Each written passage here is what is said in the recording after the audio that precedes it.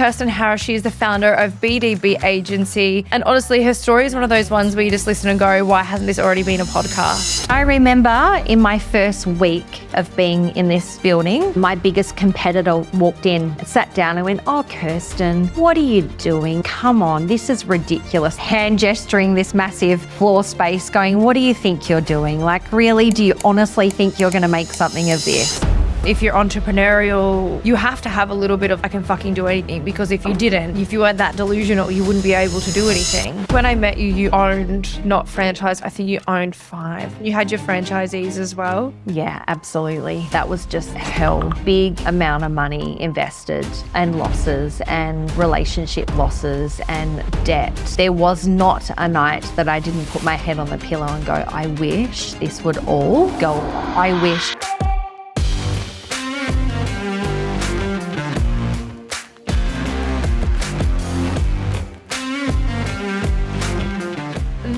Podcast is being recorded on Gubbi Gubbi land. We pay our respects to the traditional custodians of this land, our country, and elders past and present. This is Tell Me About It podcast. I am Cait Muir, and today I'm sitting down with someone who I just fucking adore. We were just discussing that we met 100 years ago at an absolutely naff hair industry night event thing, and you said you remembered me being really tired and just, I don't fucking want to be here because I'd driven an hour to be there after work. And I think you were feeling much the same, but for whatever reason we found each other, and that's when the love affair started. Yay! Thank you, Cait. I'm so happy to be here. Goodness, it's been a while since I've been on this side. Absolutely. Absolutely. Thank you for having me. Thank you. So this is the amazing Kirsten Harris. She is the founder of BDB Agency. And honestly, her story is one of those ones where you just listen and go, why hasn't this already been a podcast? So today we're going to get into the beautifully messy, non-linear career path that led Kirsten from international logistics and CEO roles to founding a national digital marketing agency in her late 40s. But you're not that old. You can't be that old. Yeah. I know, I really wish it was a different story. We're also going to touch on some pretty cool techie stuff too. We're talking automation, building something real, the unsexy bits that no one posts about, and probably a few hot takes along the way. Kirsten came with no hard boundaries, so buckle up for today. It's going to be a really fun chat. Go for it. I know you can be brutal sometimes, so that's what these chats are all about. And I really hope that, you know, your listeners take something away and, roll with it. I think it's important, you know, while so many of my listeners are like the hair, beauty, barbering industry, they're also business people. And I feel like this industry, sometimes we don't treat ourselves like real business people. We just treat ourselves like tradesmen or hairdressers or, you know, whatever. And it's just nice to have different people from different fields come in and share their wisdom. And, you know, you've lived a very cool life just with lots of different things. I don't know. I feel like it's really ordinary, but then when you put these show notes to me and these questions, I'm like, have I really got that anything exciting to talk about? Well, and then when I went to count, I lost fingers. I ran out of fingers and toes on how many years I've been working. I'm like, fuck, I really am old. Yeah, so we worked out that you've been working for 36 years and I just turned 36. So I love that for you, Keeks. Yeah. It's really cool. So hopefully, you know, I all I know is this. I wish I had the wisdom that I have now than when I was in my 20s. So I think that, you know, the world full of technology and podcasts and all the stuff that we can really sink our teeth into, I think this younger generation, God, I sound old even saying this, are so fortunate. I've got kids in their 20s, so, you know, so fortunate to be able to take the gold from all these amazing people out there in the world that are really making something of their lives and running with it. We didn't have that when I was in my 20s. Honestly, my podcast a couple of weeks ago was with my friend Grace, and we were even saying that when we both bought our salons, mine was in 2009. I think I bought my first salon, and then she bought one a few years later. It was like there wasn't even Instagram. There was no Facebook. Maybe Facebook was just coming into it, but no one really knew what to do with it. Like everyone was like, why the fuck would I have this weird platform that I just share my life on? Like what? Like no, it really. Look, you know that actually. I remember where I was and and the business I was working for when I set up a Facebook account sitting in the office going, why am I doing this? This is going to be dead and buried in 6 months. What? But I could hear the really cool marketing team over my left shoulder all setting up their Facebook accounts. I'm like, what's this Facebook thing? And I think that was like 2000 or I can tell 2008. Yeah, it would have been because I left school in 2005, I think. And I remember I was hanging out with a school friend. She lived across the road from me, but we'd finished school at this stage, and she was like, everyone needs to get Facebook. It's the new black. And I'm like, what the fuck is this shit? I've just mastered MySpace, and I'm now just using that to do nightclub promotion because that's what I used to do when I was 18. And she was sitting there going, no, it's like Facebook, like you share what you're doing. And I'm like, is that weird? And it was weird for years. But anyway, for such an old duck, Keeks, which you aren't even, it's actually amazing that you've stayed on top of the technology thing. I feel like a lot of people in their late 40s and beyond just kind of throw in the towel and go, I've had enough. I can't even. But you are the founder of BDB Agency, which is a digital marketing agency that specializes in automation and strategy for purely service-based businesses. You've got a national team of 7 clients from one end of Australia to the other. And you work with a lot of salons, clinics, wellness studios, trades, the lot. So while that is what you do now, that has not been what you've done always. No, absolutely not. It hasn't. So this is, if we wind it back, do you want me to go all the way back 36 years ago? Yeah, fuck it. Go there. Born and bred in Adelaide, and that's where I am today. So I've kind of come full circle. Didn't finish Do you want school. to stay in Taylor's Lakes? Okay, so no, that wasn't my first pivot when I crossed the border and went to Victoria, but I didn't finish school. I left school in year 10. My family relocated to a different part of Adelaide that actually forced a hand for me, and I refused to go to the local school in that area. So that was I guess that was probably early on the driving force for me to prove them wrong that I didn't need education. I was going to work my ass off to really, because my family were very hot on education. Yeah. So everyone in my family's finished school, so I guess I just followed that trend. Yeah, I'm the only one in my family that hasn't.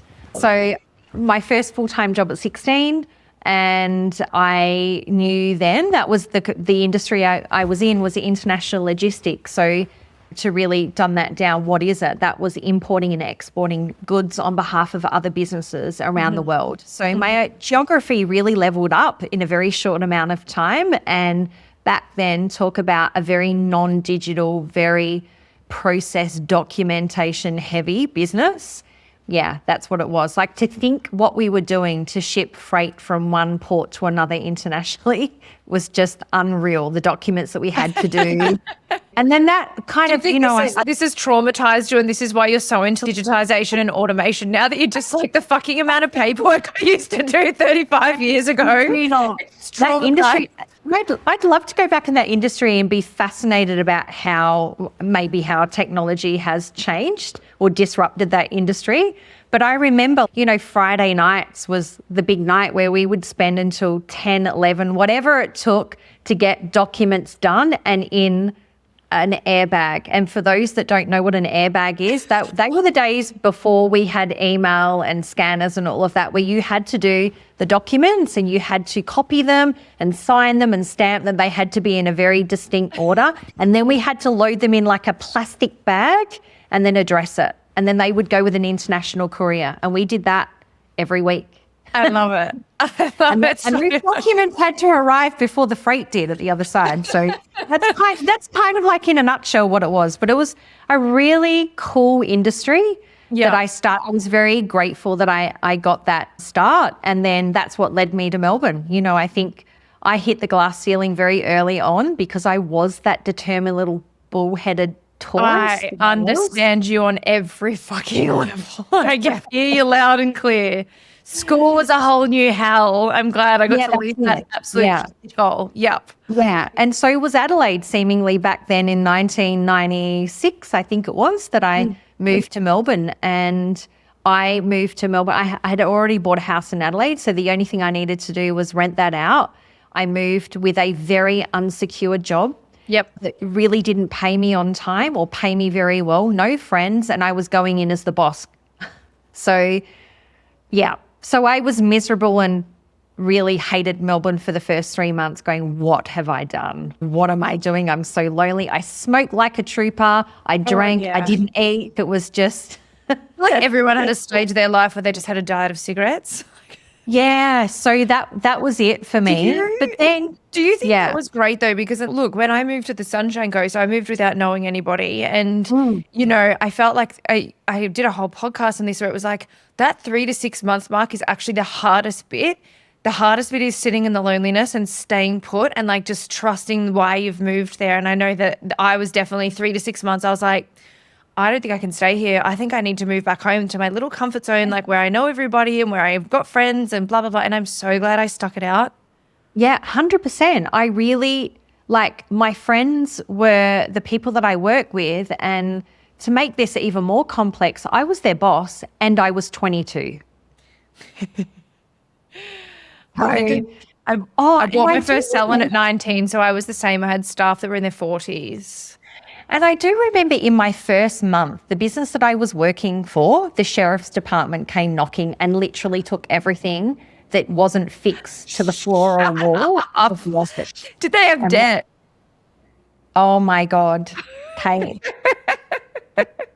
When I talk about an extremely unsecure job, that's to the level it was. And what, they just took everything? You're just sitting there like, everything, absolutely everything.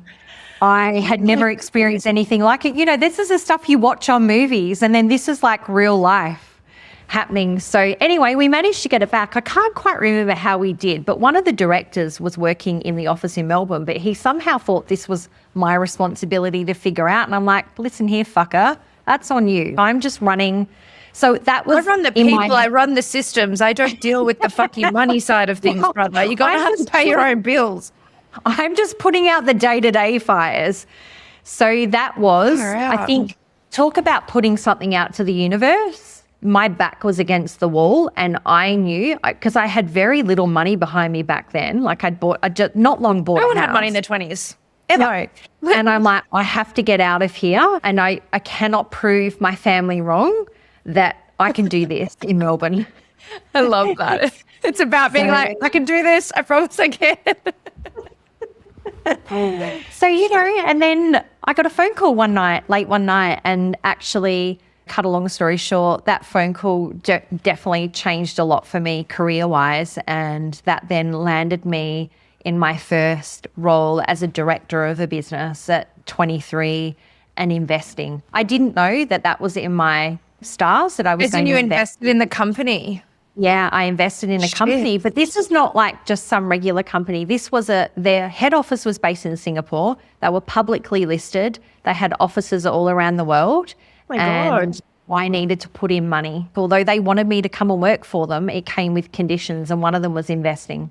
So I went to bank and got a loan. Holy shit. What area was that in? Like international logistics. In logistics again, yeah. Yeah. So, you know, I went from, I guess for me, like I had a business partner. So we basically had 49% of the business in Australia, and the Singapore head office had 51%. So they obviously had controlling interest, and my business partner at the time and I, we divvied up Australia. She looked after one half, I looked after the other. But we both did things a little bit differently, came together, like we were all under one brand. And I was determined. I went and rented a massive office on Tullamarine Park Road in Melbourne for those listeners. And it was 200 square meters, and there was this one single glass office. So I felt like the fishbowl. I had this. You had the little fish tank in the corner. And I remember in my first week of being in this building, my biggest competitor just walked in, sat down and went, "Oh, Kirsten, what are you doing? Come on, this is ridiculous." Like he was just like hand gesturing this massive floor space going, "What do you think you're doing? Like, really, do you honestly think you're going to make something of this? Who are you kidding?" And yeah, where did that opinion come from? Like, why was that? Because you'd headed up a company that had gone broke, or what was the? Well, no, because the company that I was now working for and part of, they were global. They were a big brand. But they had talk about disrupting industry. We disrupted industry before I even knew what that word meant, because that's like a super word that came out many, many years later. But that company that I work for, and I was resistant to this change, I've got to tell you, but I had to trust that my work dad in Singapore, he was like hamming this, you're going to do this, Kirsten, you're going to do this, and trust me, it's going to work. It paid off, and we massively disrupted the industry back then. That's because awesome. we became a wholesale service provider to other businesses. And I guess that was my early insights into, I loved helping other businesses. So we provided a platform that they could make serious money out of importing and exporting. And I grew the Melbourne operation within 2 years. We were, if we talk about volume of freight going out of the port, we were number one within 2 years. It's amazing. What? The things that were going for me is I was determined.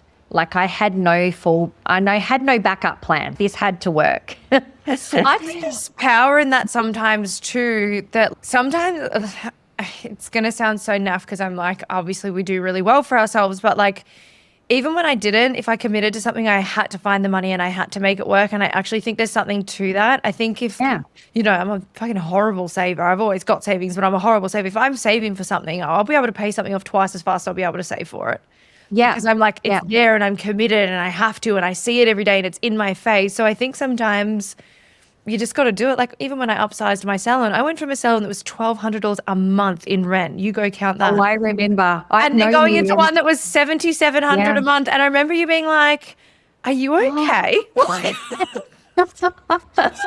like, fuck it.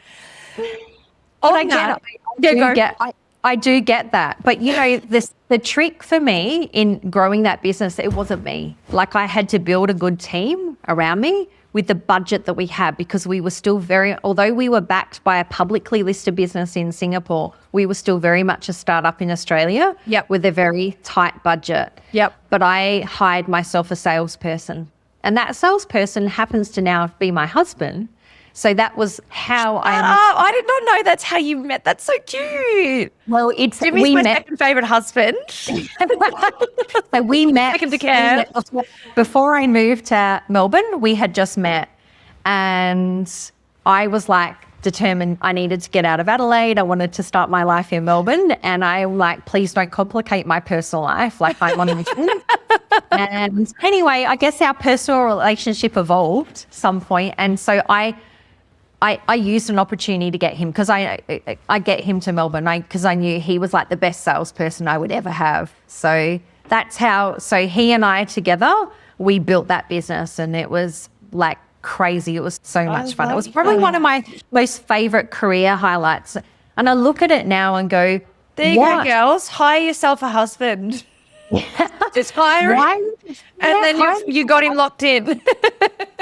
Sales were really important. That was like, I learned a lot about that whole process, about that nurturing relationships and understanding that sometimes as the owner, you need to be a bit arm's length from that part of the relationship process. And also for me, I learned very quickly what my key skills were. And my key skills back then weren't in sales. They weren't developed as they are potentially now, but back then they really weren't. So he was older and wiser, and he'd done this before, and he had his own determination. He wanted to be with me. So stop it. So yeah, that's like a whole part of my life that I don't talk about, but it was like lots of fun. And I reflect on that and go, what is it that was fearless about that point in my life? Going to the bank, getting a loan, handing over thousands and thousands of dollars to a business that I really didn't know. They called me and said, hey, I want you to work for us. How can we make this happen? I don't know who they were. That you've got to invest as well. Like also being like, we want you, but also while we want you to work for us, you also have to buy in. Wow. You need to have skin in the game, because we're not here in Australia to watch you. So I love that. I love that. Yeah. So if anyone is actually watching Kirsten on the TV screen, we call her Glam Mama because she's very glam, and international logistics doesn't really strike me as something that you look like you fit in with. Oh my God. That's because you didn't stay in it for that long. You went into HR, recruitment, retail, I know we've spoken previously about like you used to work in franchising for brands like House and those sorts of things as well. Yeah. Yeah. Then when we met, you were in the hair industry and you're not a hairdresser, never have been. Okay, also, And do a blow wave if she's pushed. Today I'm having a good hair day. You would think so. No, sorry to any hairdresser out there. You absolutely do not want to put colour or scissors in my hand in any way. But I understand the business really well. So, yeah, full circle moment, hitting the glass ceiling really. By the age of 33, I'd tapped out of international logistics. I'm like, what's next? And that got me into franchising. And I worked for Boost and House and Villa and Hut. Like, there was a whole lot of well-known brands in Australia. And then I happened to work for a hair-based franchise called Blow Dry Bar. Yep. Pioneers in their time, first of their kind to open up, I don't know, back in 2004, I think, concept that was created out of America. Yep. Headed up by a guy, and I came on. Well, it was actually really weird because I got headhunted. I was working for House at the time, and I got headhunted by someone. He was going through an agency. And anyway, I accepted the role as CEO. And then literally 3 days before I was starting, I got a phone call from him to say that I was sharing the role. And I'm like, how do you share a CEO role? I'd never heard of this concept. And I'm like, okay. Well, I'm just a co-CEO. I'm not the whole CEO. I'm a co-CEO. Yeah, this is not. And the person that I was sharing this role with, she didn't know about me either. So you imagine how that relationship started. And she had started in the job a week before me. So she was already making waves. And then she's told. But a CEO is the decider, right? The CEO is the decision maker. So if there's business partners or something that can't come to a decision, the CEO is the tiebreaker. You can't have two. No, you can't. You really cannot have two. But, for 6 months we did that. Yeah. Wow. Until, it was crazy time. So, and there was, like, on reflection, there was a lot. Like, our relationship was not great. And purely because of the way we got introduced to each other.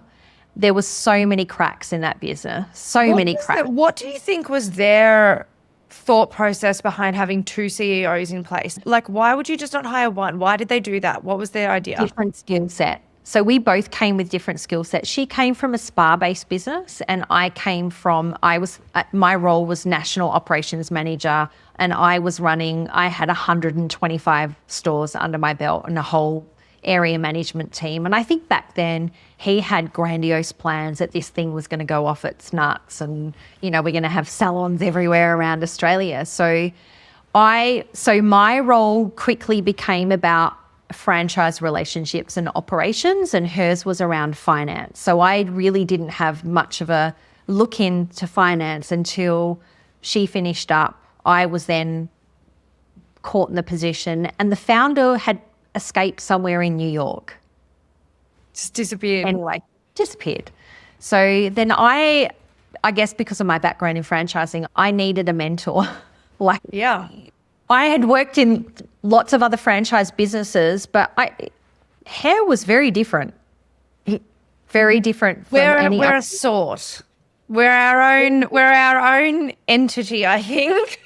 Yeah, it was really, and I guess the thing that was like, if I put all my business principles together, hindsight now, like at the time, I'm like, no, I can make this work, it wasn't a replicatable brand. Like the brand was strong. It wasn't a replicatable business. It was very difficult to franchise that particular business model. And second to that, it was very difficult to make money out of such a low turnover business. Like it was high volume, but I guess what drove me was like, I've done this before, high volume, low turnover. I'm sure the same principles will apply, but we had lots of other things going against us. So there was that's a whole nother podcast, but there's lots of surprises and shocks that came along the way. But I eventually put all of my money into buying that business because I really felt like I could save it and save people from losing their careers over it that had also invested. Like there was business owners, there was a lot of people writing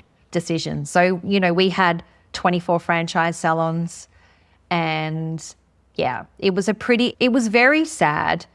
for me, I lost a bucket of money out of this, but Yeah, well, I met you right in the midst of all of this. Yeah, and it was just like, and back then things weren't digital. We didn't have this digital automation space that we're in today. So there was a lot of trauma, I think, for me, for people that were surrounded in that business, for investors that had opened up salons and were essentially sold something that didn't exist. Oh. And so what I did, my first step for the franchise side, was bring everyone together. And it was like a firestorm unfolding. And I brought my mentor along purely for support. And he's whispering in my ear going, "What do you mean they've never met each other?" And I'm like, they've all got each other's figures, but they've never met each other because they were all sold something that actually didn't exist. And I didn't realize that until way down the track.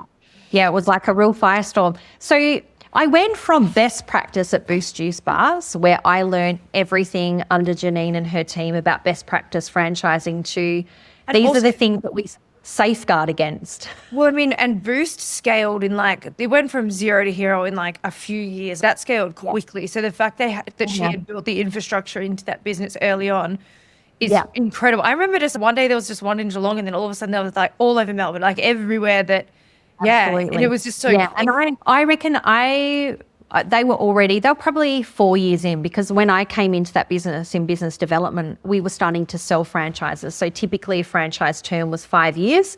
So we made a lot of people a lot of money back then selling their businesses. There was a lot of, so the mining industry was booming back then. So, there was a lot of young, cool kids that were coming out with a stack of money that were investing $500,000 in a Boost, owning it for 5 years and then being able to sell it. It was probably back then, selling businesses was very different, because you make your money now on the go.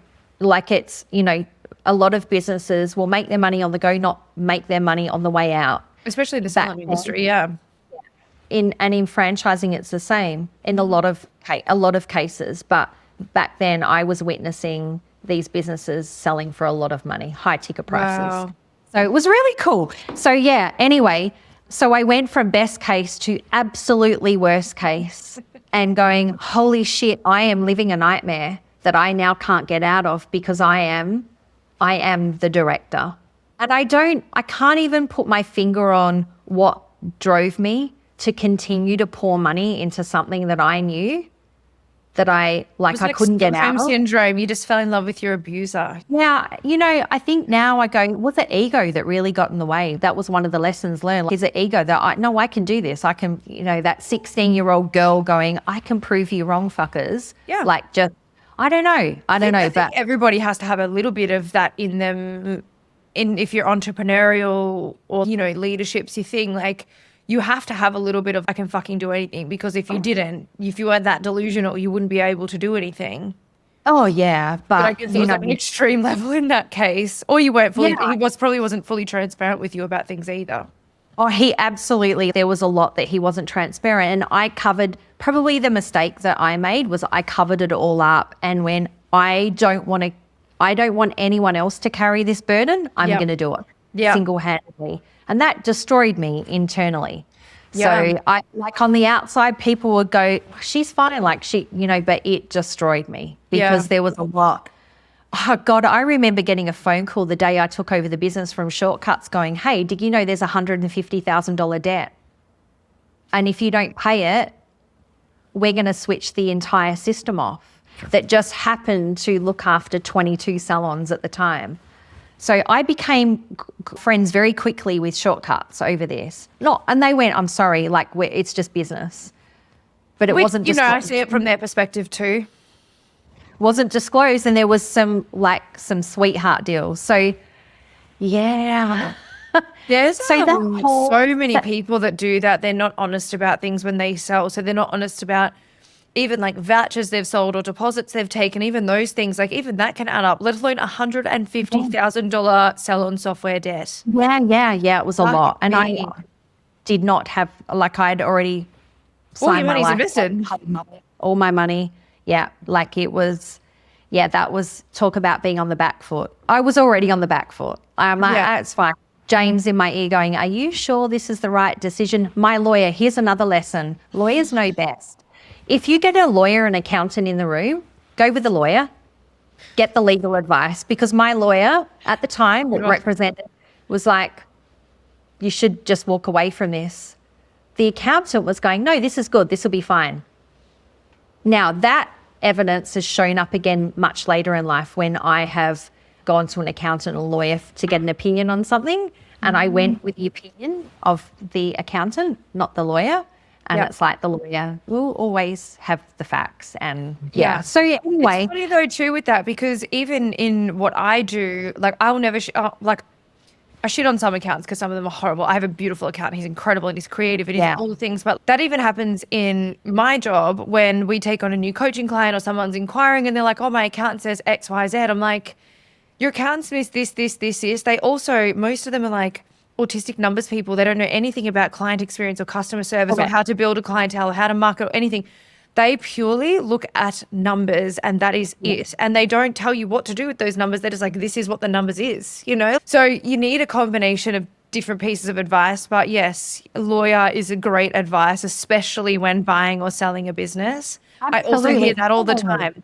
People just like, oh, I didn't use a lawyer. We just handed it over and now everything's mine. And now it's got all this debt and all these things attached to it. And debt collectors are calling every 5 minutes. I'm like, so that $3-4 grand that you couldn't find money for because you wanted to buy pretty mirrors and nice chairs and beautiful products, now you're fucking in the hole 50, 60 more. Yeah, absolutely. Yeah. And, you know, I think my other reflection of being involved in blow dry bar gives me trauma is that when I took over, well, what happened before I took over there was a class action against the founder. Jesus Christ. He had falsified financial information. So I'm like, and that's where my lawyer was in my ear going, you sure you want to do it? I went, yeah.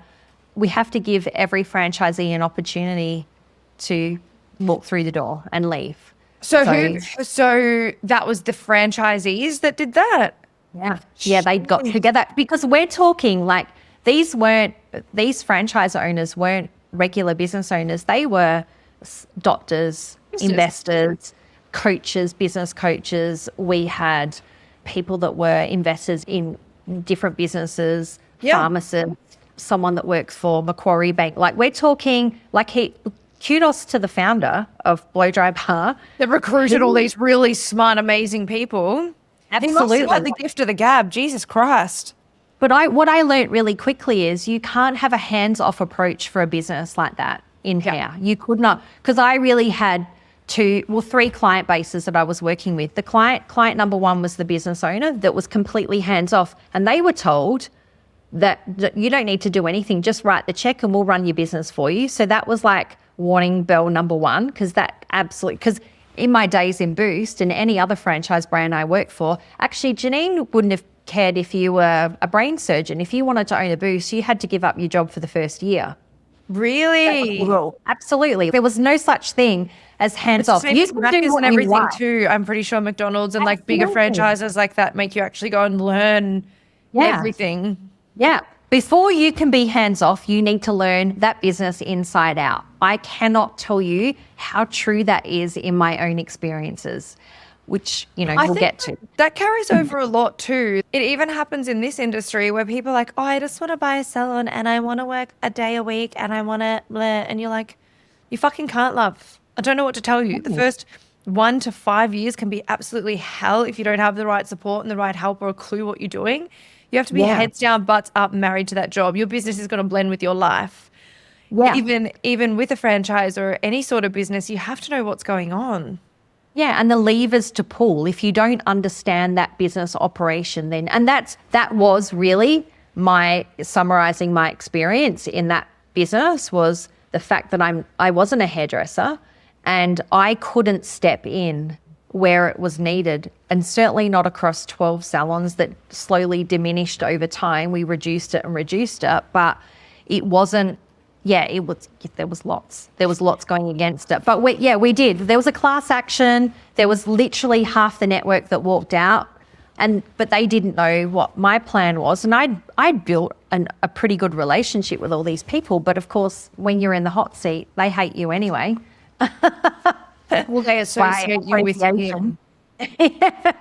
So, and then we were left with 12 salons around So from Australia. 22 to 12? Yeah. There was 22, 2 signed that hadn't opened. So that would have been 23 and 24. Yep. I got them out of their contracts and then we were left with 12.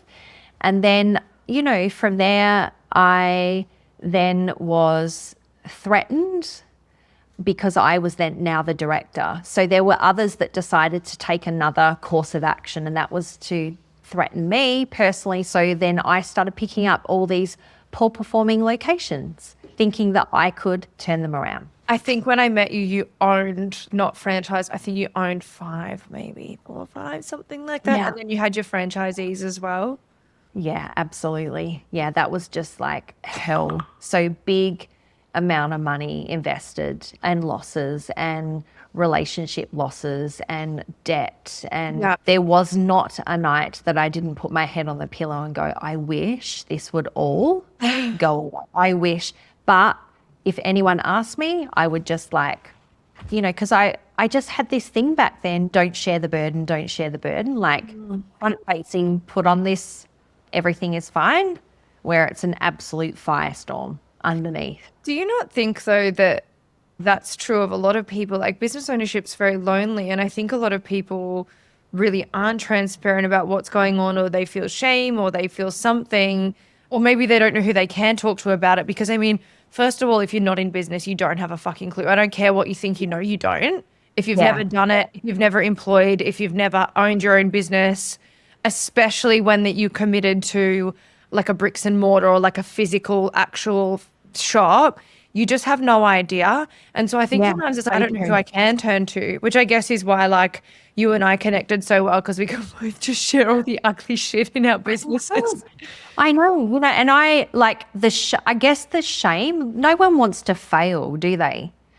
And it wasn't, and I think one of my biggest lessons was concealing the failure that was going on behind the scenes prevented me from learning through other people's experiences. The art of sharing is so powerful. The art of, because you just don't know who you can talk to, or you don't know what comes out of a conversation. Like, it's so true that you surround yourself with the people that, you know, and I did that. I was very fortunate to be back in Adelaide.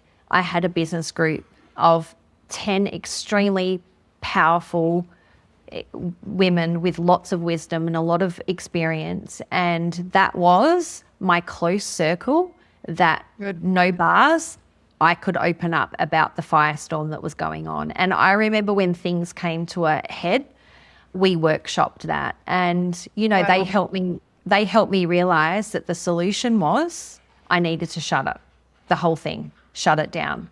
But, you know, that wasn't without its issue, because it was layers. There was 2 companies, not one. There was employees, there was debt. There was franchisees. There was franchising. I'd sponsored someone. Like, there was a lot, and we just had to peel back the layers. And of course, the minute you get a liquidator involved, it's not your business anymore. So, and they're going to put the wire brush through it and find it. So it was an awful process. And I have to say, without those women that came in with no judgments, nothing, was like the best thing that I did, aligning myself and going. And that was my lesson, to go open up, because you just don't know where this is going to go. Doesn't matter about the shame or the failure, because there's someone out there that has different experience to you that might just be able to help. Girls are the best, especially in those times. Yeah, and it was like, I'm forever grateful. And we're all such good friends. We don't see each other as much now. We're all busy, and funnily enough, we're all like doing so well in our lives, but the last year, I guess we haven't had a lot of time for each other. But I know, like in our circle, if someone put an SOS in, we would all be there. So I love that. Beautiful. Yeah. And so you close everything down, you get out. Yeah. A horrendous loss that we don't even really need to enter into, like just gut-wrenching, heartbreaking amount of money that you lost, and time, and guilt. everything. Yeah. Everything. I wanted to crawl in a hole. And of course, you know, I had younger children then as well. Yeah. And so trying to conceal that and put on a happy face. And I would have to say not even my family really know. Like I'm talking not. I think it's better not to tell family, to be honest. I think My family really don't know. Really, yeah. They don't really understand. One, because no one in my business except for my brother, no one in my family except for my brother owned a business. Yeah. I remember like early days, my mum always used to say, why don't you just go and get yourself a job? And I'm like, I'm just not wired that way. I'm not wired that way. Like I have full respect for those, and I have people in my business that are happy to be employed, and we all need them. So if we're going to grow a business, we need them, but it just wasn't me. I don't like to be told what to do. Same. I could never work for anybody ever again, ever. Not in a million years. So here we are, like, you know, at 47, 48, what am I going to do? And I had this idea, and it really came out of this chaotic, non-linear career path that I had, because I think the voice, we all have a voice in our head, right? Yeah. And sometimes it's supportive, and a lot of the time it really works against you.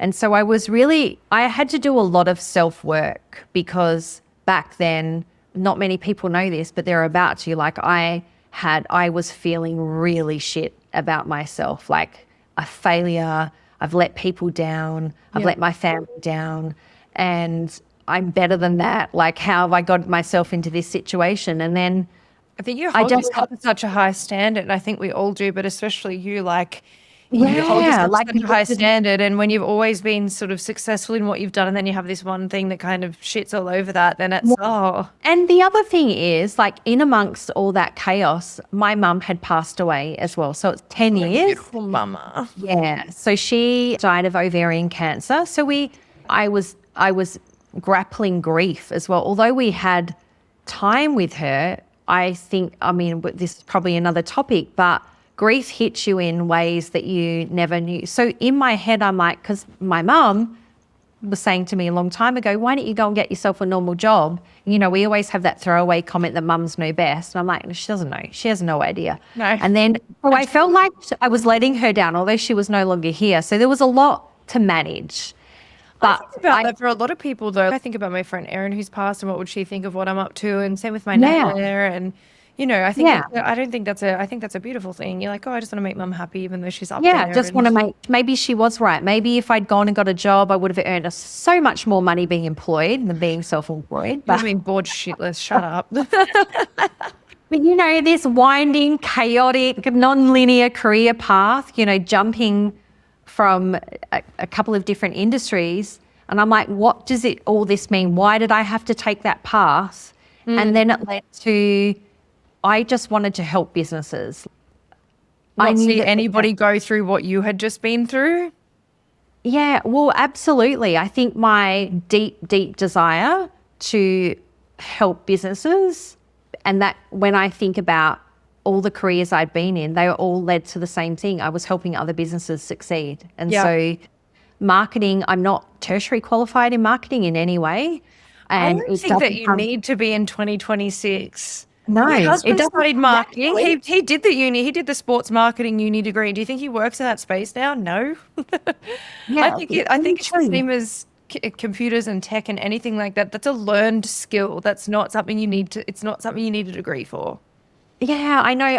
I just remember the moment when it all clicked for me, and I just landed on this idea that I needed to follow that and put pen to paper again, and someone helped me put life into it. Yep. And then it really evolved. So once I understood that I was actually a marketer, like I could do this because I understood business, and it changed everything in that moment. And, you know, that was 2022 for me. So when I put this whole business plan together, it's funny, I got the business plan out the other day going, wow, like all good intentions. You write that business plan and 3 years later, it's vastly different because industry has evolved and digital footprint has evolved so much. And that's one thing that I've prided myself on, is making sure I continue to learn. And that's what I did. I just went about learning, asking questions, going and educating myself and investing in myself to be able to put put me in a position that I could do this with confidence. I always say to my clients too, when they've got a vision or when they've got a plan for the year of what they actually want to execute, I was like, you also need to be flexible in that. Don't get me wrong, you have to have absolute pig-headed discipline to be able to succeed in business. You have to be, and you have to have grit. You got to be hard, right? People are not cut out for this. But in the same way, if you get 6 months in and that trajectory changes or your plans change or whatever you want to do doesn't look like what you've written down, that doesn't mean you can't like redirect and do something completely different. You've got to be flexible in your plans and you've got to be flexible in what that looks like. Life throws all sorts of weird shit at us. Look at the industry now. It's completely changed. Did you think we'd be in AI 10, 20 years ago? I know. And you know, the people that I surrounded myself with to get this off the ground was, I got this really valuable piece of advice, and a lot of listeners would have heard this, but I lived this full out. I had to back myself in. The 80-20 rule applies. And when I went, what does that mean? The 80-20 rule was, it's never going to be perfect. And that's where people don't launch a business. They have a great idea and it never gets off the ground because in their mind, it's not perfect. But, you know, that's like aim, and never fire. In this case, it was, and like I am a perfectionist deep down. That is like centered core. So this went so against my belief. And of course, you know, you double down with the trauma that I'd come out of. And I don't want to make any of the same mistakes. And I'm going to fucking know every part of my business that I can pull any lever in my business at any time. The 80-20 rule had to apply. And I launched January 2023. And I had my first client within a couple of weeks who's still with me now. And you know, this business was going to be for me. I was never employing staff again. I was going to run it from home. It was going to be in pockets of my time and I would just see how it goes. Like I didn't want to put, you know, massive goals in place. That's not for me. Ego though. That's your ego telling you that you bloody can't. Just stay small, Kirsten, stay small. Nah, that wasn't for me either. I love that too. I think I look back on launching my coaching business. I know I had a discussion with you 3 months before I launched. I'm getting so many people ask me business advice. I have a great salon. I'm not on the floor. I have a barbershop in the making. Like I feel like people really want to know what I've got to say. And I feel like I could monetize this. And do you think I could do it? And I think we had it over breakfast or something where I was literally like, I need you to sit and listen and tell me if I'm crazy. And you were just like, just fucking do it, sis. And I was the same. I launched in late January. I signed some people on. So I signed 4 people on before I'd even written anything. But you had, and you know what, I was so excited for you. You had experience that would be able to put you in a position that you could guide them. Because coaching's one of those things, isn't it? Where it's like people think just because they run a successful business that they could somehow coach and mentor other people. And it's not that at all. That's not what it's about. And you've had this business, 8 years now, right? Just turned 9, 9 years. Yeah. You've had a lot of experiences. They probably haven't all been amazing. Oh, God, no. And I don't think that's in the way. You learn more from the bad ones, I reckon. Yeah, you do. But you knew, true to your core, you knew what it was that you were offering. It's not going to suit everyone, and that's okay. Yeah. I'm definitely not everyone's cup of tea, but I'm some people's shot of tequila, and that's, fine for me. I'm absolutely okay with being that. But yeah, I think it's funny that if I looked back on my coaching program when I first started it, I think I had maybe 50 videos or maybe not even, maybe 25 videos, something like that. And they were so crap. And they were for about 15 minutes each. And now we've got 88 and it's like over 40 hours of training and all these other things. So I think that 80-20 of you just need to get it online. You just need to do the thing. Yeah, you just need to launch and figure the rest out. And you learn as you go. The best part to your business, you learn as you go. Adapt, pivot, listen to your market and adapt and create things that suits the market. Yeah, absolutely. And have the conversations, because that's what led me to where I am now. Yeah. Because my business plan, if I could share my business plan, it was going to be just for me and it was going to be online and I was going to create these snippets of information that I could sell off a website and I could, again, that volume game. Well, that quickly turned into, I was very fortunate, and you've done this as well. I went to Kerwin Ray, I did Nissi, and I was, if I I showed up to his information night. He ripped me to shreds. Yes. Ripped me to shreds. I was like, I kind of want to cry and hug you at the same time. So It's polarizing in so many ways. And you remember the way he did his sales process is he would run those information nights and he ran them around the country. And I think I was a serial attender to his information night, and I would leave going, no, I cannot be in the same room as him for 3 days. Absolutely not. I'm not going to do it. And I don't know. I was with my pod of women that I spoke about before. We all decided to go together. And you know what it's like when you're really close and one breaks the chain and they stand up because they want to do it. And then you feel compelled that if she's doing it, then I've got to do it as well, because fucker, you can't stand up there on your own. We're just going for shits and giggles. We're not actually doing this. But no, we were. We signed up. We all signed up. Well, not all of us, but half the group, we signed up. All those, yeah. So I was very fortunate to go to that as a late starter. I went in 2023 2024. That's when I went. I was pre-Rona when I went and saw him. Yeah. Pre-Rona, and I went and studied NLP because of him, because I remember him being like, you need to unlock some stuff in yourself. He really pulled me apart and things like that. And it's probably also one of the catalysts for my divorce, was kind of pulling me apart and pointing out all these flaws in what I was doing and all these things. And I was like, holy fuck, okay, yeah, that's a nice way of holding a big ugly mirror up in my face. Thanks very much. But incredible, man.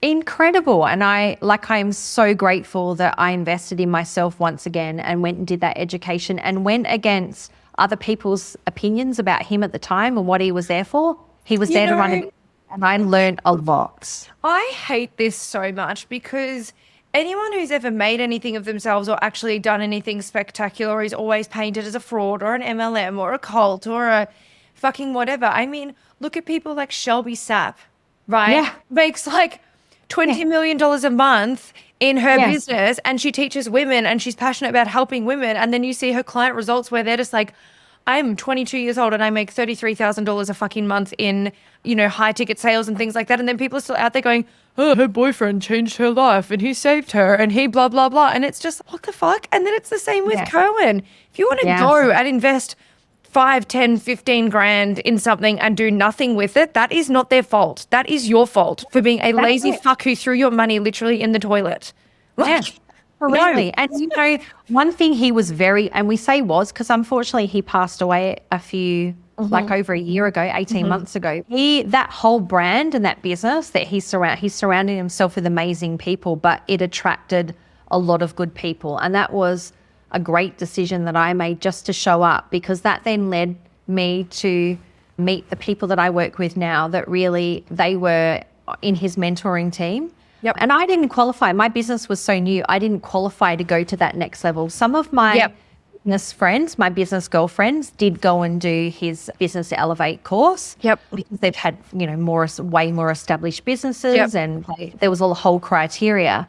But then I was fortunate enough to be invited by people that work with him, as mentors in his Business Elevator group. And then they went on to do their own thing after he passed away. And that is it was those conversations that I had. And I knew this person, Alicia, she happened to be a hairdresser, actually, ex-hairdresser. No way. Her and her partner had this. They were working alongside Kerwin for about 8 years. And it has never been more true about people's exposure to different things. She's your age, right? And my ego could have played out going, what is she going to teach me that I don't already know? I'm so much older than her. I've been working as long as she's had 2 feet on the ground. But it's never been more true about people's exposure. It's got nothing to do with age at all. I'm not going to take health and fitness advice from a 20-year-old, because I was also that skinny by doing nothing when I was that age. Maybe not. But I just joking. I love things like that, or life coaching from someone who's little and young and hasn't experienced anything. But no, I agree with that. I mean, I was 27 when I just turned 27 when I started. I've been in business for 8 years at that stage. Yeah, there you go. It's the people that you surround yourself with that you'll have the biggest lessons. So it was such a great decision. And Dan and Alicia, even today, are the ones that have introduced me to a world of automation that I then led myself on this. I need to investigate this because there's been a lot of talk about AI and automation. And so talk about that, because people are petrified of it. And to be honest, I was not petrified of it, but it was so unknown to me that I was like, oh, I don't know how to implement anything of the sort into my business. And I went and learnt about it. I went and studied it, and I learned all about it. And I went into this high level, I guess a mastermindy type situation for a few days. And I was like, okay, this is fucking mind blowing. And now we use it every day. Yeah, absolutely. And I've been working with you, and we're slowly building out your business, and again, learning lessons along the way on that, because it's still new tech to us. But I think when most people hear the word automation, they think cold, robotic, non-human. It doesn't sound like me. It's got to be bad.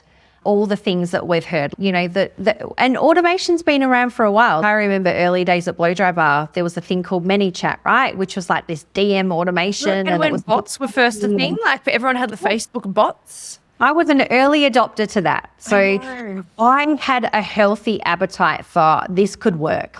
We could really blow some shit up with this. But, I think the fear that a lot of people have is it's very impersonal. Yeah. And what is it really going to do? But I feel like the business owners that resist it the most today, this is my opinion only. They get left behind. The businesses that resist it the most are probably the most generic sounding, if I'm honest. Yeah. Because they're like, quick, I have to do something. Let's just rip something out and be done with it. What we're trying to achieve with automation is to actually save time. Yep. So put the things in place that you can be. The things that are replicatable in a business, why not turn that into automation? And so it's marketing. It's going to be the new future of marketing, in my view. Yeah, and I mean, I've even got some of my clients, I'm partnered with an AI company that they've got AI receptionists now.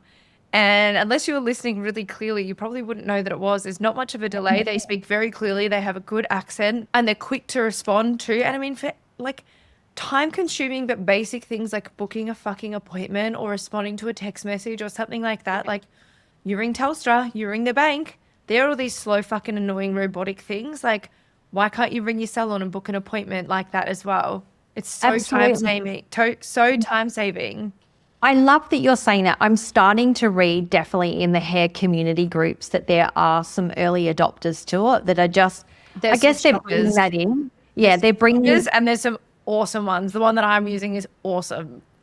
You've actually got it in the platform that you're working with now. We just haven't switched them on yet. I know, it's so good. Well, we're slowly migrating everything over. I think that the biggest difference between automating the task and automating the relationship is one saves you time and one other kills your brand. Yeah. So keep that in mind. I'd love listeners to have a really open mind to automation. There is so much that we replicate. Well, I'm coming from a marketing perspective because I stay in my lane. As much as I've developed this skill set over 36 years, we are digital marketing only. Yep. But that is relationship building, right? I guess I come in with different eyes than a traditional marketer. Because build an end-to-end solution. That's all it is. You can also look back and people are like, oh my God, I'm so scared of AI. You know what? No one wanted to use Instagram. No one wanted to use internet banking. No one wanted to use mobile phones. Right. All just something new that we've all just got to get used to and just got to get around. I think it's even things like no one used to pay booking fees or anything like that, and now that's the norm. It's just going to take a bit of time for it to be the norm.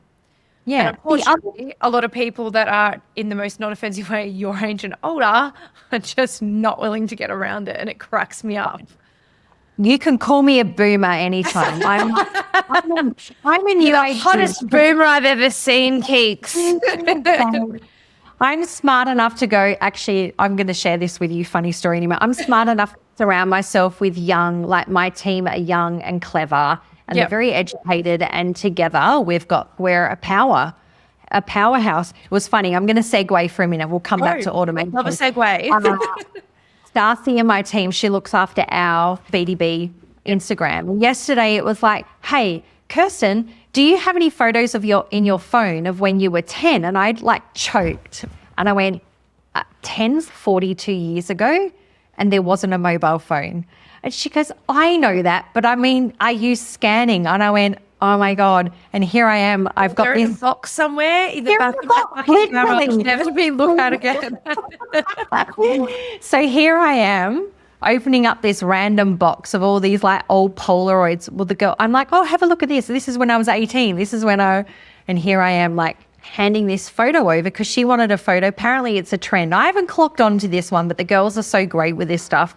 It's a photo of when we were 10. And so this photo of me when I was 10 with my piggy tails and my lace ribbons and Cabbage Patch dolls. I went, that's an era. Cabbage Patch dolls. I had one. Her name was Lucy.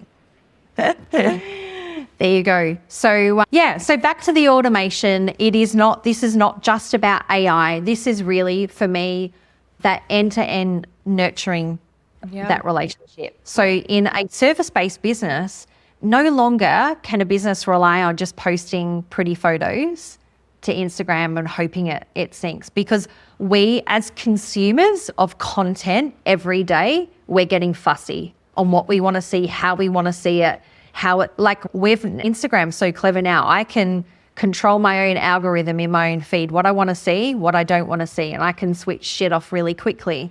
But it's not just about that. The name of the game is to be able to nurture that relationship to a point where you give them 17 reasons to spend money with your business. Yeah.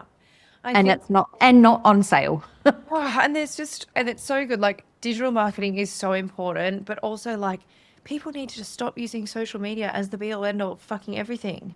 Yeah, absolutely. It's a pretty photo, but if you don't know how to actually look after and nurture a customer generally, and if you're not advertising in other places, like it's just never gonna do anything. Yeah.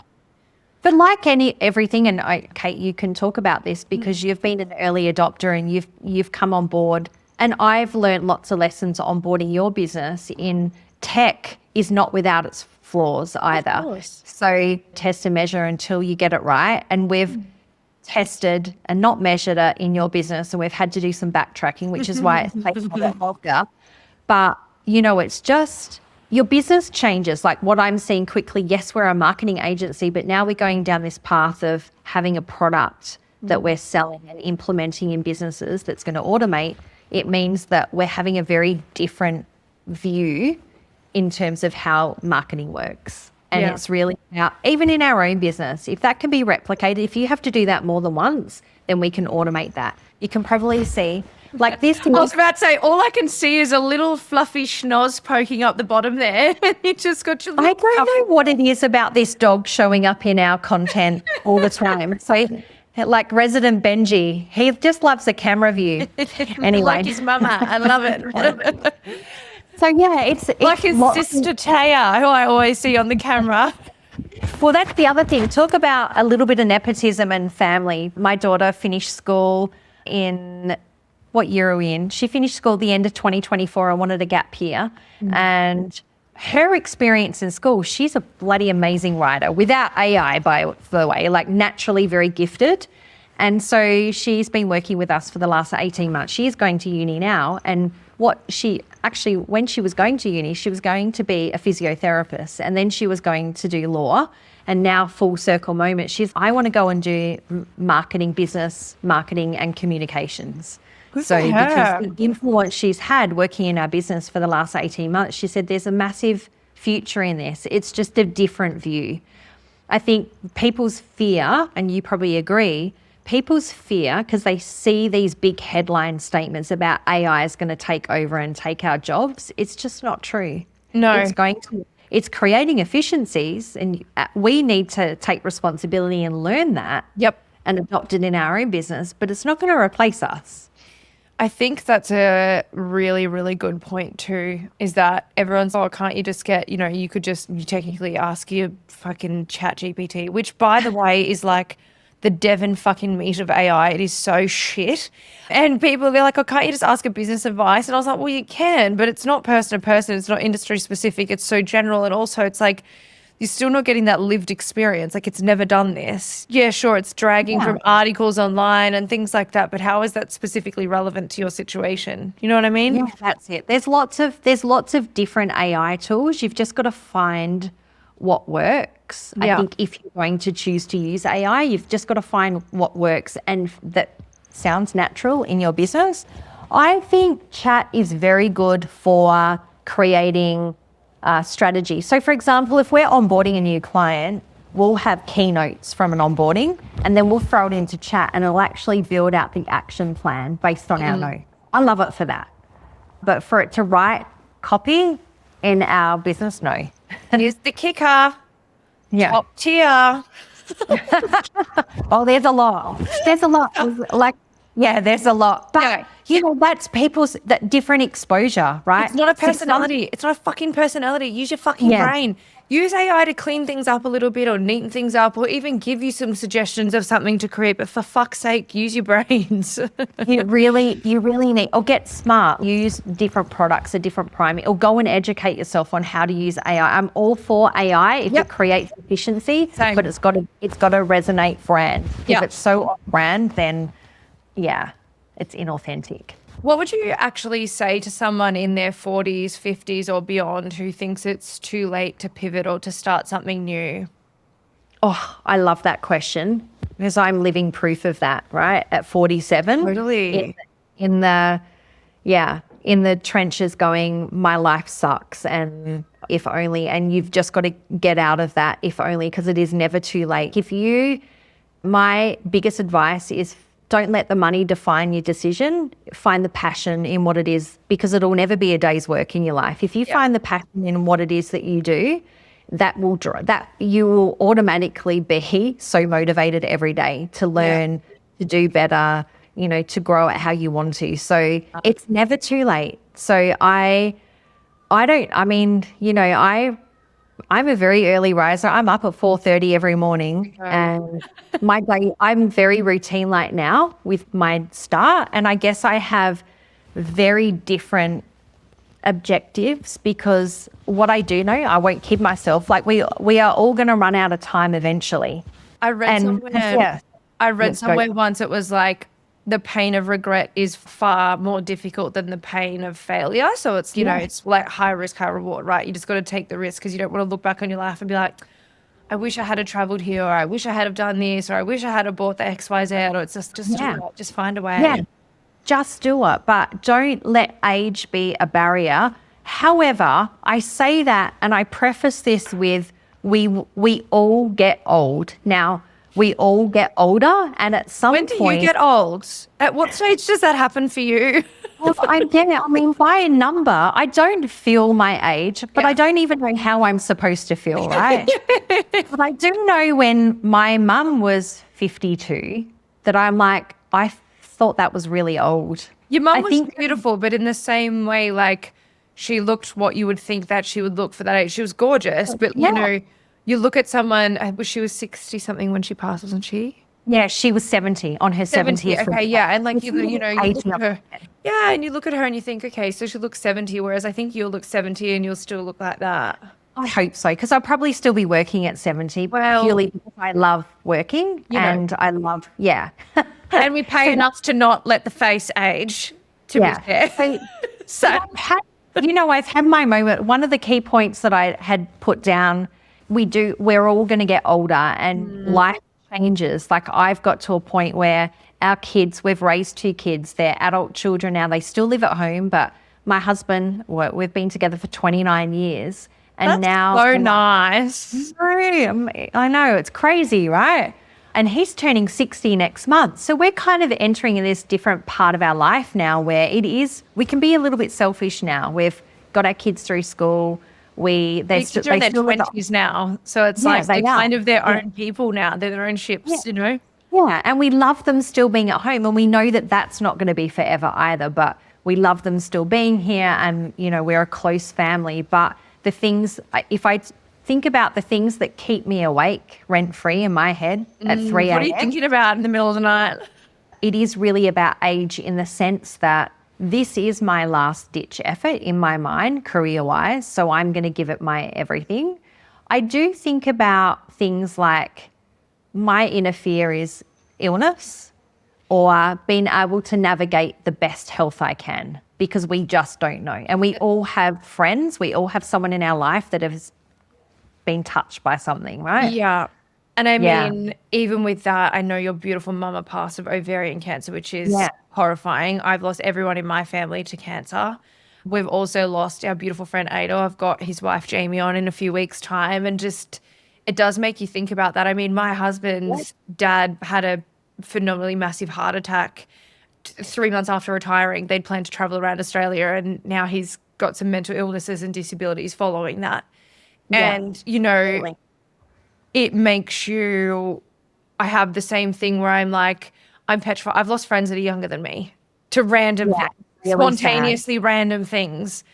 And it's scary to think that's what could happen to anyone. Yeah. So the underlying gold that you have in that from those awful experiences is that you just don't live in regret. No. Just if it's so important to you, make something of it. And so for me, it's, you know, navigating. My dad's got dementia and I'm his caretaker. Like I look after his needs and he lives independent, and that's, you know, you just kind of like evolve. You raise kids and then now we've got aging parents and we go through that process, and then that underlying fear that I don't want to be that burden on my kids. So I'm going to do everything in my power to be as healthy as I can. For as long as I can. So that's my thing. So I'm very structured in my routine. And I love that. You're like my stupid husband that's up at some ungodly hour of the morning and out of the house and at the gym by 4:30 like a sicko.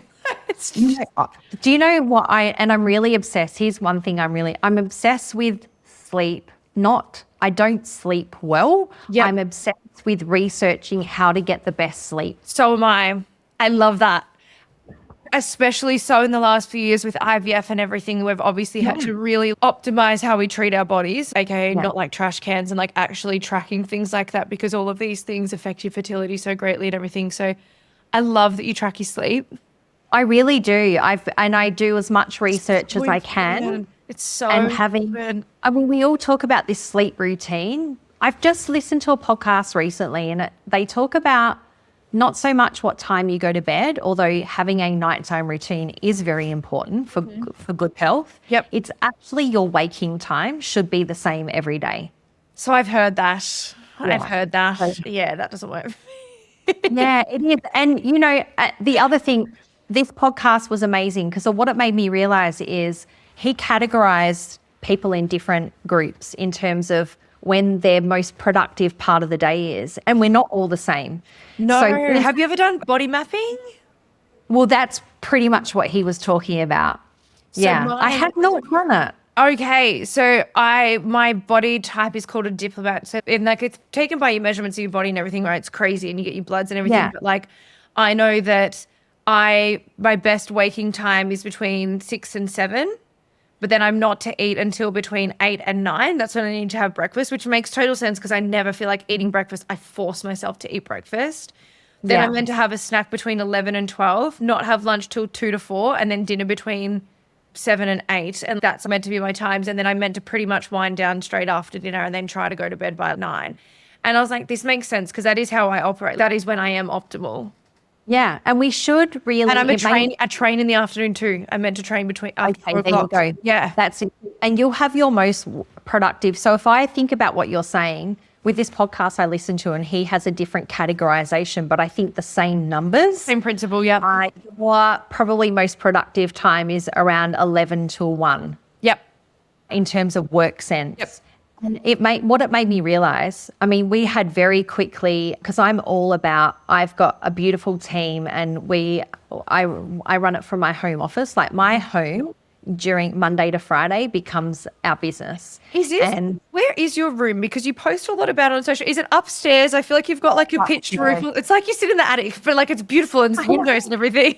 We're very fortunate. We've got a really large house and the kids have always had the upstairs, but Taya works in the business 4 days a week and Tristan goes to work and he leaves home at 5:30 in the morning.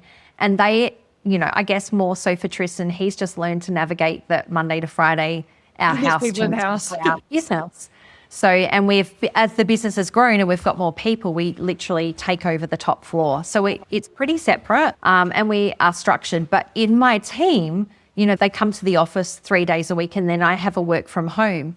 And we had very quickly talked about, because everyone's traveling, although Adelaide is much smaller than some of our eastern states. We do have traffic, by the way, people. Like Adelaide's not that in town anymore. What COVID presented was that we could all work remotely and people just figured out that living in Adelaide is actually a really nice place. So we just happen to have our populations growing quite a bit. But with that, you know, we just set these plans about when they come to the office, we would start earlier so they could beat the traffic, get here, and then they could leave earlier. Yep. And then I listen to this podcast and go, hang on for a minute. I've got a bear, I've got a fox, I've got a lion in my, and this is not going to work from us from a body cycle perspective. Yeah. So anyway, we're still navigating that one. Yeah, it's a funny thing, isn't it? It was like, even when I was learning about the foods, like, of course, all the foods that I love are the foods that are so shit for my body. So I'm like, of course, shouldn't have pasta, shouldn't have, you know, things like that. I'm like, annoying. But it's a really cool thing to understand because it's all well and good for people to sit here and be like, you know, I get up, I train, I blah, blah, blah by 6 a.m. It's like, that's great that works for you. And I love that for you. But can we stop shaming people who actually like a slow paced morning? Like, I'd rather get up and chill in bed and check some emails and just spend time with my dogs and see my husband and blah, blah, blah. I train in the afternoon when I've got more energy. I feel like a bag of shit for the first 3 hours of the morning. I feel like my eyes are still closed and I'm waking up. Yeah, it's so true though. And I was guilty of that once upon a time when I was like an avid F45. In the F45 era? Crazy. Like, why can't everyone get up, you lazy fuckers, and get...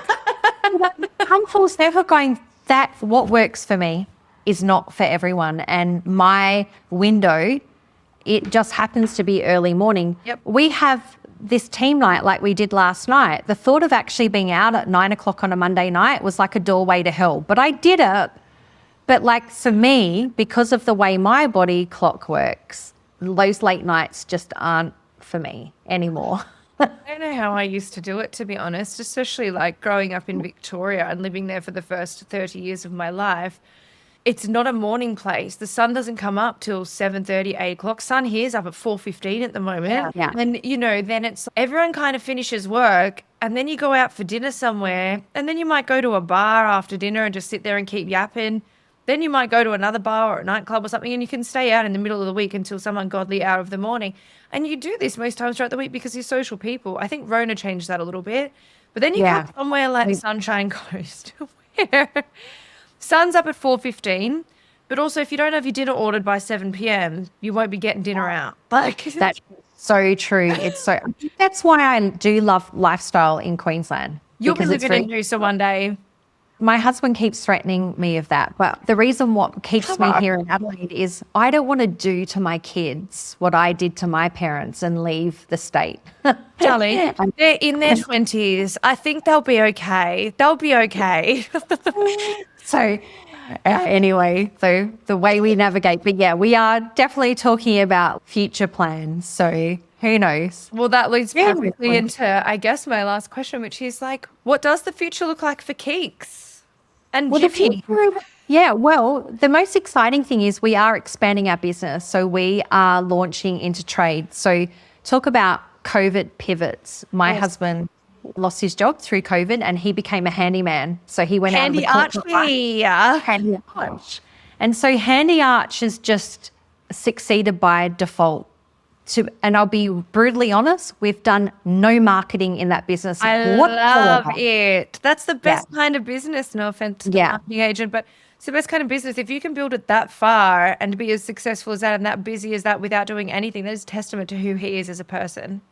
The reason why I share that is because I think for 6 years we've been talking about it being temporary because, we were like, we're never going to market it because he doesn't want permanent clients. Well, now we're actually building out a website, putting all the automations together because we need to test and measure it. We know he's got the client base, but if only I had all of this, like if only I had the appointment reminders, if only I had those clients that have got decks that they need to be stained every year without me thinking about the automation it's just done. So the exciting thing is he is coming because if we think about the earlier part of my story, the salesperson, he is joining my team as our salesperson. Oh my God, love. Yeah, so he is the one that's he's heading up trades. I'll still continue to work with hair, beauty, medical, aesthetic businesses. And we really want to launch this to trade. So anyone, plumbers, electricians, like anything in that domestic home services base. So that's what we're going to do. I really love that too, even just from an actual consumer perspective. I love that my pest control people message me every 6 months to get it done. Yeah. I love that my skin check people, like you do for your skin check. I have enough on my plate. I don't need to think. I need you to think for me. Otherwise, I'll never come back. The art of automation, right? 100%. Right there. 100%. Yeah, so that's really, he turned 60. And so I think collectively we're like, right, well, we are going to run out of time one day. We can't be doing this when we're 90. We're going to give it our all and grow it. And I've never had more energy than I've had now because I love what I do every day. And, for James, that this transition of coming off the tools, and he does have his golf day on Friday. So I've had to write that into the plan as well. I understand him. Thursdays is my glam day. So that's my appointment. If I want to do nothing, I do fucking nothing. Everyone needs one of those days. Love that it's a golf day. Yeah. And men, men need that. Actually, not just men. We all need that. We all need to have space to do that stuff. So Cams is lying on his back like a pancake playing PlayStation. For such an active, fit person that he is, he just likes to lose his brain in some slashy, bashy game, and that's fine. I'm fine with it. That's it. He's got his space there. Yeah. So that's really the plan. So integrating James into the business, he's going to be downstairs though. We can't. The truth is, we can't work together. I was going to say, I love that you've got a girl squad too, because I obviously have a beautiful girl squad too, made up of 4 of us. And I've got a high ticket sales closer in my business, and then I've got someone who does all my payments, and then I've got someone I call her my Wonder Woman, who just does fucking everything, and you deal with Al all the time. But I love that you have a little girl squad, so I love that you can fucking find your space downstairs. Thanks. Yeah, absolutely. He's actually in our old office when I first started. Yeah, so he works down there. He's still on the tools and will continue to be until the imbalance is there, where he can replace his income as well. So it's all very exciting. So exciting. We are about to do a relaunch. So I think BDB 2.0, here we come. We are just putting everything together, and we're going to launch it next month and really embrace this automation. So, and take business owners on a journey. That's absolutely awesome. Thank you for sharing all of your wisdom and just sharing your journey. I think it's just really amazing. I think what you've created is amazing. What you continue to do is amazing. If you have one last little hot piece of advice, a hot take, what is it?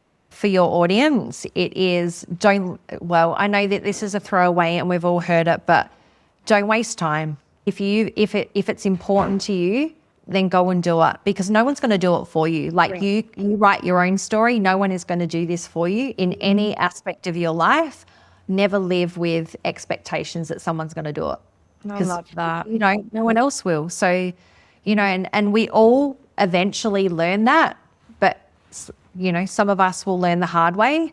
Some of us never do it because we'll live with expectations. But I know for me, if I don't make it happen, no one else is going to for me. So write your own story. I love that. Thank you. I hard agree. I think there's this delusion that we have endless amounts of time. And to a degree, we do. We have time, especially when we are in 20s, 30s, 40s, 50s. That we do have time up our sleeve, but you also never know when it's going to be taken away. And I think that's a really important thing to note too. So if people want to look up BDB Agency, where can they find you, please? Well, you can go to Instagram, because from a marketing perspective, we don't actually have our website live at the moment, but we will. Probably by the time this goes to air, our website will be live. But go to BDB Agency. Yep.